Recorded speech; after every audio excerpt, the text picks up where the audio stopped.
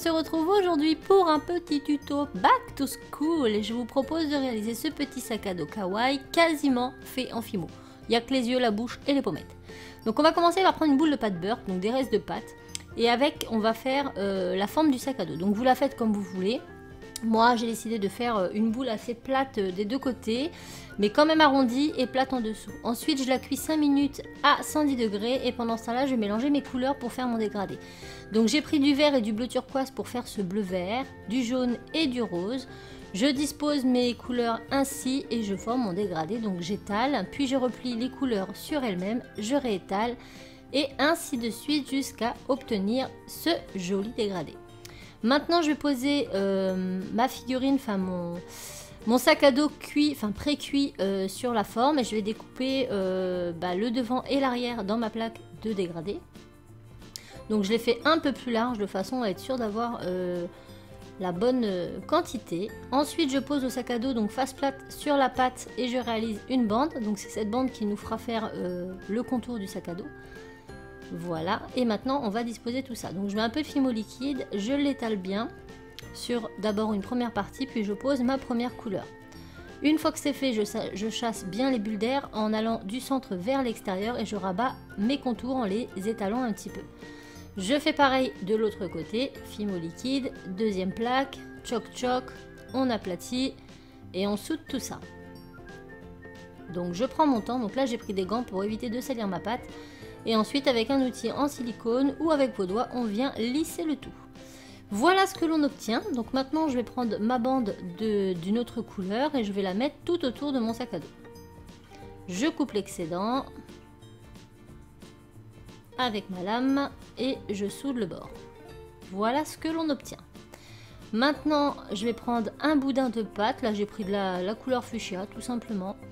Et je vais venir faire un long colombin que je vais mettre tout autour. Donc ça va représenter un petit peu, vous savez, le côté plastique, l'anneau en plastique qui est autour de mon sac. Je ne sais pas si je m'explique bien. Et je fais ça donc pour le devant comme pour l'arrière.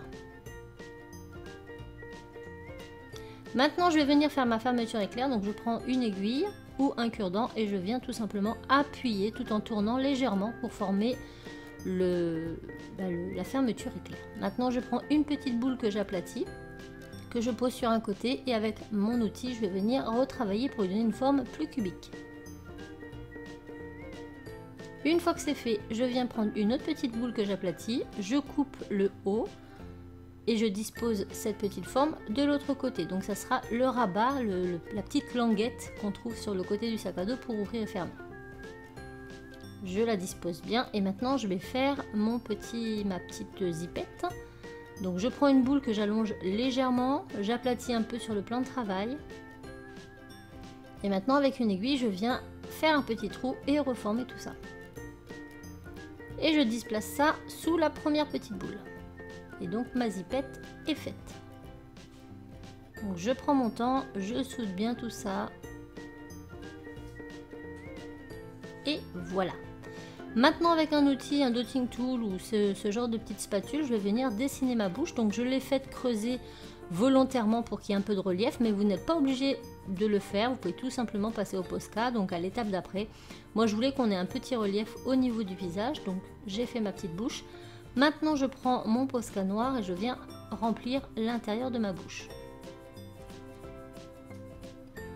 Une fois que c'est fait, je viens faire mes yeux.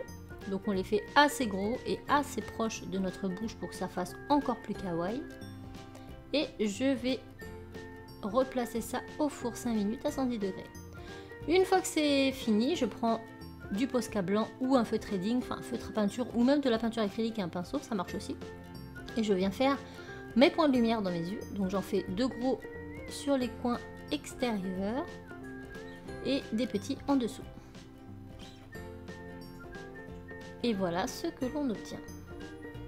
On attend que ça sèche un petit peu et maintenant on va venir faire nos lanières.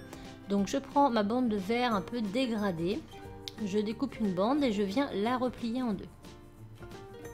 Donc j'ai fait ça pour que les lanières soient plus molletonnées. Une fois que c'est fait, j'ajuste tout ça et je coupe de façon droite.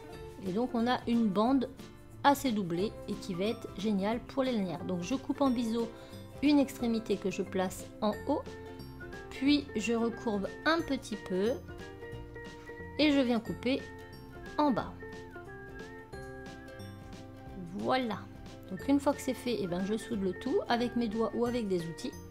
Je fais pareil de l'autre côté, donc je coupe en biseau pour le haut, j'arrondis un petit peu, je place en bas et je coupe l'excédent.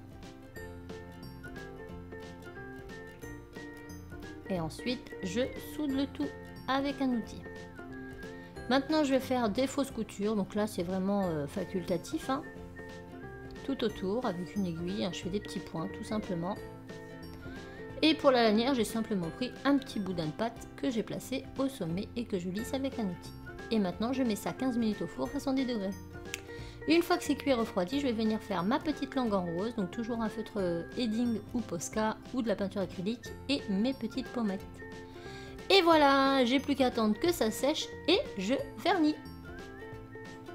Donc mon petit sac à dos est terminé, il ressemble à ceci. Si vous voulez l'accrocher, vous n'avez plus qu'à mettre un petit anneau au niveau de la petite sangle en haut et vous pouvez le placer sur votre sac à dos ou votre trousse. J'espère que ce tuto vous aura plu, je vous fais tout plein de bisous et je vous dis à très vite dans un autre tuto.